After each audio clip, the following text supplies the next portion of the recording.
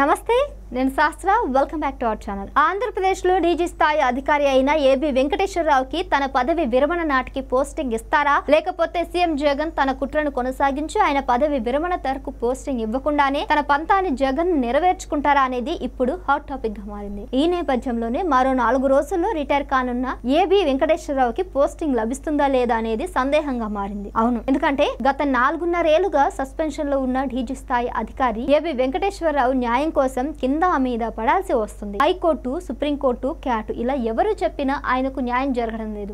తిరిగి మళ్ళీ రాజకీయ వ్యవస్థలో ఆగిపోతుంది. ఏబీవీ పై ఏపీ సర్కారు దాఖలు చేసిన పిటిషన్ పై విచారణ, పిన్నెల బెయిల్ పై ఆయన పిటిషన్ పై విచారణ జరిగిన రోజే జరిగింది కూడా. ఇక పిన్నెలకి ముందస్తు బెయిల్ పై తీర్పు వచ్చినప్పటికీ ఏబీవీ కేసుపై ఇప్పటి వరకు కూడా తీర్పు రాలేదు. క్యాట్ తీర్పులో సుప్రీంకోర్టు ఆదేశాల ఉల్లంఘన అని స్పష్టంగా ఉన్నప్పటికీ ప్రభుత్వం ఏ మాత్రం పట్టించుకోకుండా హైకోర్టులో పిటిషన్ దాఖలు చేసింది. నెలాఖరులో రిటైర్ అవుతున్న ఆయన్ను సస్పెన్షన్ లో ఉండగానే రిటైర్ అయ్యేలా చేయాలని జగన్ కుట్ర పన్నుతున్నారనే అనుమానాలు వ్యక్తమవుతున్నాయి. హైకోర్టు క్యాట్ తీర్పు అమలు చేయాల్సిందేనని తీర్పు ఇచ్చిన ప్రభుత్వం పోస్టింగ్ ఇవ్వడం లేదు. ఆయన రిటైర్మెంట్ కు మరో 4 రోజుల సమయం ఉంది.